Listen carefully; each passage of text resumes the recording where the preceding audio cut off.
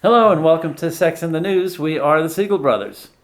Tonight we'll be looking at three stories. One, coronavirus has been found in penile tissue and potentially related to erectile dysfunction. An article asking the question, why do women still get judged so harshly for having casual sex? And something from Illinois, legislators approve a bill that would decriminalize HIV transmission.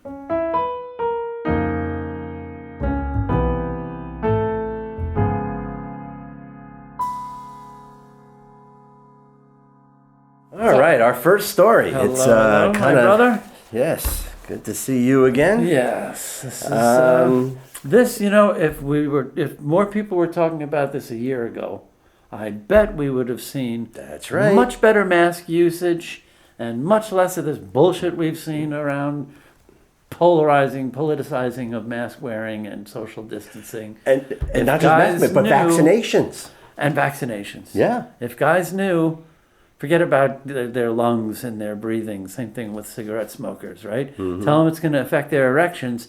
You'll get their attention. Yes. So, this study had researchers looking under electron microscopy, finding that coronavirus particles existed in penile tissues taken from former patients who claimed that they became impotent, the old-fashioned word for erectile dysfunction, after their infection, which had occurred 6 to 8 months earlier. Right. Excuse me. Part of what they're finding is that, corona, we know how it gets into the body. Right. Let's be clear about that. The masking, the social distancing is still very important and has always been effective. But once it gets in the body, then again, our understanding is not so good. Yeah. What we're seeing with some of these men is that they are getting infected and they are getting over it. However, there seems to be some blood vessel damage in the penis that may be related to their COVID infection, which is what leads to these cases of erectile dysfunction. Well, blood vessel damage anywhere, right, including the heart. But if you think of the size of the blood vessels that feed the heart compared to the much, much smaller blood vessels that feed the penis, those are more likely to be affected first. Exactly. Just like when we talk about guys show up at sex therapist's office with ED. If they're of a certain age and a certain metabolic profile, they need to be sent immediately to a cardiologist because their ED could be the proverbial canary in the coal mine for an impending heart attack in five years or so. Right. But with this, I think it should really hammer home the point, especially for you people who still, after all this time, want to deny that COVID is real and think it's some kind of conspiracy. We've seen more and more different kinds of cases where after people have gotten sick and gotten over it, yet there seem to be, on so many different levels in so many different parts of the body, these lingering post-infection kinds of effects. Some neurological, some people complain of this fatigue that doesn't go away. Some folks don't regain taste or smell. That's right. And these vascular, cardiac and cardiovascular problems. And remember, our genitals require good cardiovascular and neurological function to work the way they're supposed to. That's right. So viruses that can affect nerve cells or blood vessels. Right. Exactly. Systemically and specifically in those organs. Right. So don't be a dick. Take care of your dick. Right. Wear a mask, social distance, get vaccinated, take it seriously. The guys who don't care about infecting their old relatives or don't think their lives have to be restricted in any way, maybe this will get your attention. Yeah, that would be nice. Yeah. What do we have next? Next is, I guess we can't really call it news. It's another snapshot of the world in which we live. But as we said, it asks the question, why do women still get judged so harshly for having casual sex? Men are still, carried on the shoulders of lesser men if they're considered a stud or a player or a coxman. That's right. And I think one of the things I was looking at this study and why we're looking at this is it's not anything new, right? Like you said, this is not news. However, it is now further validated with data. I believe in this particular study, there was 16,000 people that were interviewed throughout this project, and found that women who, or men and women, both, who say that a woman who is not married, who is on birth control, and who is sexually active and not in a monogamous relationship, they still have that negative view. Yeah, and people assume that she must have poor self-esteem. That she's right. desperately trying to find. Right? It's like we're constantly railing against this whole sex addiction world, and one of the 5 or so different 12-step fellowships for this made-up disease called sex addiction is called Sex and Love Addicts Anonymous, and I feel the wise-ass look on my face. I feel like I'm being sarcastic, but I'm a sex therapist for 30 years. I don't know what the hell love addiction means, except this, I can't be alone. I need... But that's dependency. Or anxiety. Yeah. Or loneliness, well, right? thing. Or what we used to call codependency in the 80s and the 90s, right? Or is it those people who only like... to push the car down the hill, as I often describe. The deliverance addicts? Deliverance addicts. Right. Or is it also sexist that men are sex addicts because we're pigs and dogs and stick our dicks wherever there's something standing still long enough? And women, they don't care about sex.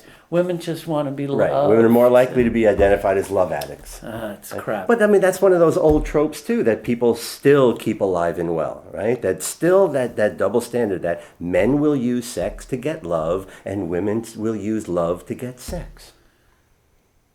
No, I'm sorry, the other way around. The other way around. Right? Men will use love to get sex. Women will use sex to get love. Women are the gatekeepers for sex, and men are the gatekeepers for love. Yep. But it's such a bullshit old game.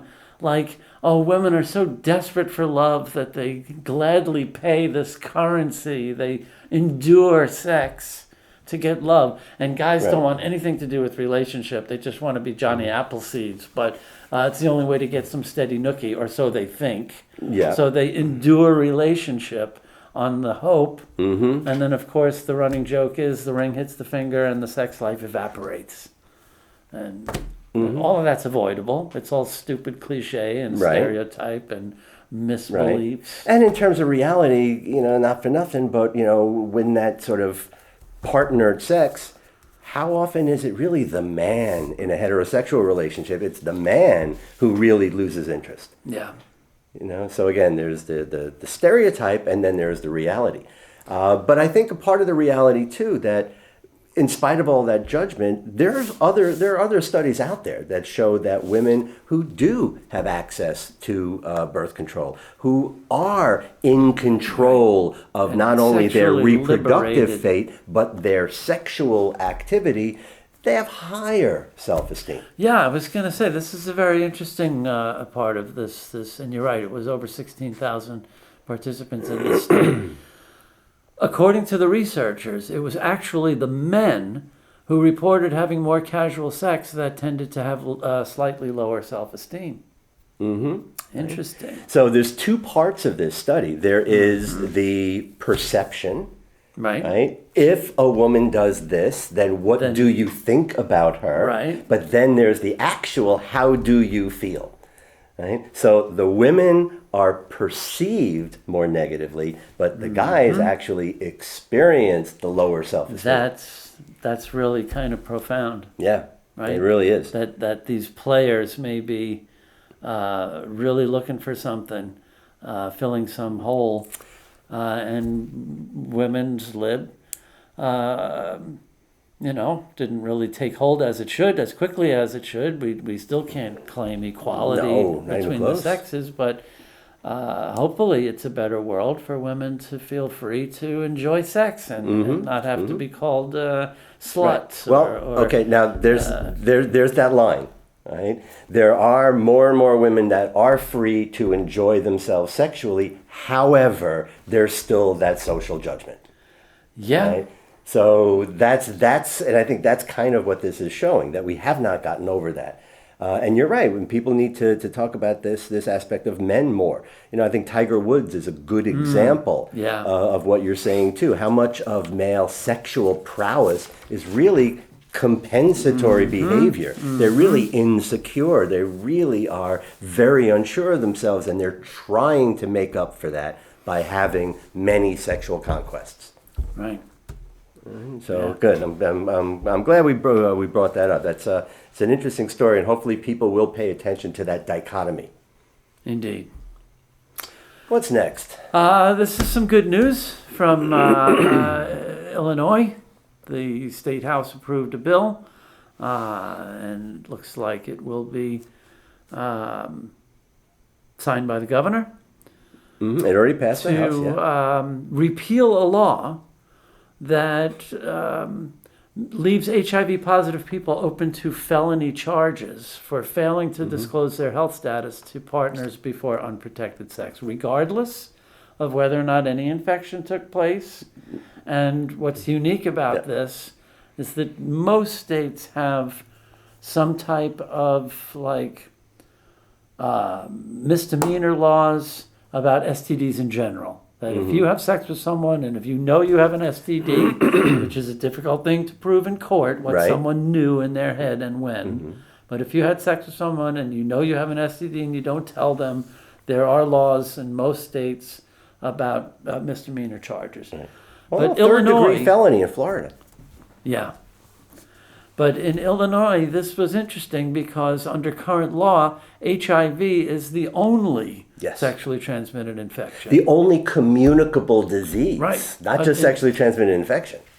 Yeah. Where even again, if no transmission of virus ever took place, but sex happened, a person could be charged with a felony and sentenced to 7 years in prison. Yep. And as you said, these only communicable disease subject to criminalization in the state of Illinois. And ironically, HIV is not a communicable disease. Yeah. It is transmissible, but it is not communicable. Yeah. And when I saw this story, the first thing I really wanted to bring up is another pet peeve that we've had for many years doing HIV trainings and teaching clinicians, medical and mental health professionals who should know better, who do not. There is a rampant and 100% completely mistaken belief among, I would say, most therapists. Probably. That if they hear from a patient who is HIV positive that they're having sex with someone, that the therapist feels that they are duty bound. There's a law named after a victim of a crime named Tarasov. Yeah. And under Tarasov laws are what regulates therapists' confidentiality, right? So when or specifically exceptions to confidentiality. Well, yeah, when a therapist begins therapy with a patient, they have to inform them that what we talk about is confidential, except if you tell me that you're going to hurt yourself or someone else, then I am bound by law, and I could lose my license if I fail to drop a dime and report the duty that. to warn. Duty to warn. That if I know a patient is putting someone else in impending danger, I have to violate confidentiality and make that call. And there are so many therapists that believe HIV falls under that they have a duty to warn and call the police or call the person or notify their partner. Right. And they're completely wrong. Yeah. They're violating their patient's confidentiality. And if I'm not mistaken, HIV is still classified as a handicap. Yes. Protected under the Americans with Disabilities Act, and not, as we said, a reportable communicable disease. Interestingly, in Florida, syphilis is. Right. If a doctor sees a patient with syphilis, they must report that to the health department. But HIV is not. And people, especially helping professionals, need to understand that they're not their patient's parent or morality police. That's right. That people have agency to make their own decisions, and You know, there was a case in New York many, many years ago. I remember it made its way into an episode of Law and Order, where some guy got infected and like went on a rampage and said, "I'm going to infect as many women as possible. I'm going to kill as many people as possible on my way out." When HIV was still guaranteed to lead to AIDS, which was pretty guaranteed to be deadly. Right. And they were trying to prove that he knew that he was intentionally infecting women. Right. Right. They got they found out he got a confidential test done. They got a judge to agree to pull that test result to use as evidence that he knew. On appeal, the appeal judge said no, it's confidential. It's confidential. Right. It was thrown out, and they couldn't prove. Right. So art imitated life in a case like that. But we're talking about a different century, a different era, a different disease. Different ways of treatments and management disease, that are available. Right? There's still no cure for HIV, but there's remarkably effective, successful antiviral suppressive drugs that render people non-transmissible. Absolutely, and completely undetectable. Right. You know, I want to just a quick comment, because you brought that up, and I think what you brought up, like that Law and Order type of thing.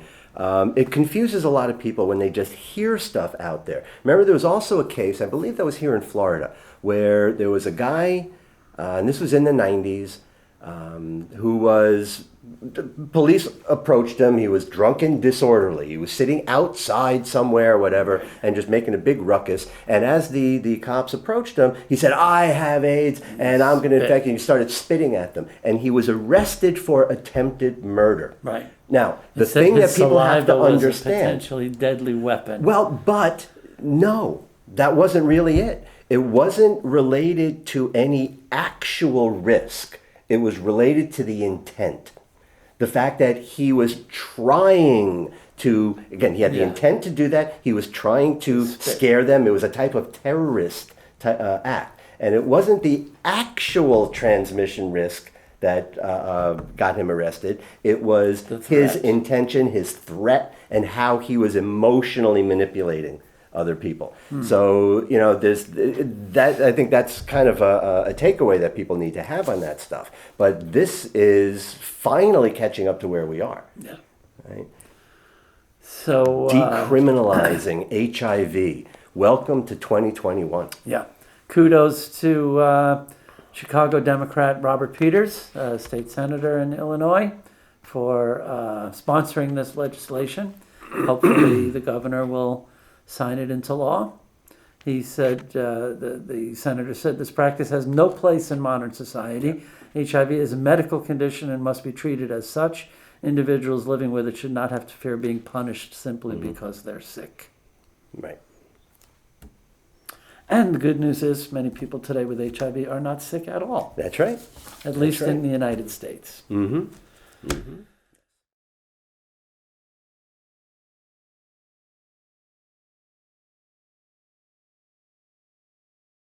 All right, and as we like to end with, we actually have two pieces that we like to put on an end. One we started last week that we're going to continue with. But many of you know that we often end our show with a piece called Poetic Justice, where we like to sort of call out and honor, if you will, sexual hypocrites from wherever they may be. But we also have to make room for another really important category in this field, and that is what the fuck. All right. So, and under the category of WTF, we will present this final piece for you. This is a strange one. It really is. Still not sure what to make of it. The headline reads, "Bodybuilder who wed 2 sex dolls is now open to dating humans." But that is the least bizarre part of all of this. A self-professed pansexual, Yuri Talachko, can reportedly love anything from an image to a soul. Yes. Now, Yuri is in Kazakhstan. A bodybuilder. Right, a bodybuilder. He's into a lot of health stuff, and apparently he had been in a relationship. He was dating, and again, this is one of those things that is such a WTF. He married, but before he married, he was dating for 8 months. What they called a whirlwind romance. Yes, a whirlwind romance for 8 months before getting married to a doll, a sex doll, right? But if you think that's strange, right, it keeps on going. Not only did he marry Margot, his wife, his sex doll, that he's, his wife, right? But he cheated on her. Yes, he did. And he cheated on her, and I'm going to quote for you right here. He admitted to cheating on Margot with a, quote, strange object and a supermarket chicken. Wait, what? Well, when did he cheat? Oh, yes. So this is the worst part. Not only did he cheat on his doll with another doll and a supermarket chicken. A strange object and a chicken. It was a strange object and a chicken, but he did this while his wife was getting plastic surgery. Over Christmas. I really plastic surgery on a sex doll. On a sex doll. Now, we sex therapists are supposed to be cool. We're supposed to have a poker face. We're supposed to be all affirming and accepting and sit and go, okay, so if that's what if that's what you discover enjoy, but comes a time. I'm not in a therapy session right now. I'm just talking with my brother and our producer, and I just hear cases like this and just want to say, what the fuck? That's right. But wait, we're still not done. Why we normalize We're still not done. How do we normalize? Not only is he living in a polyamorous relationship, married to 2 dolls, but screwing chickens. His second doll, his second wife, because apparently has a thing for chickens. Well, her lower half is, I think they described it as hennish. Oh boy. So the doll that he cheated on his first doll with is now part chicken. And because he's pansexual, he wants to now bring a male doll into this relationship. And he wants to do a wedding of a male doll and his other doll so that they don't feel left out. Right? Now, again, to your point, we're supposed to be all inclusive? No, I'm sorry. Part of, I think, our job as professionals is to call weird, right? I'm sorry. This is not normal on any measure.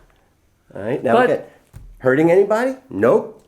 Knock yourself Let out? him be? Absolutely. But we can still call it weird. And go figure, he's got over 110,000 followers on Instagram. So... Yeah. So for, again, just giving us a sort of really extra large size WTF, we thank Yuri Tolochko from Kazakhstan. And congratulations. Congratulations. On your upcoming nuptials. All the best to Margot and Lola. Oh, and don't forget Luna. I mean Luna, I'm sorry, not Lola. Luna and Lola. Yeah. Margot and Luna and Lolo. Right? It just keeps getting bigger and bigger. This family is growing as we speak. So that'll do it for this week's Sex in the News. We are the Siegel Brothers. See you next Sunday.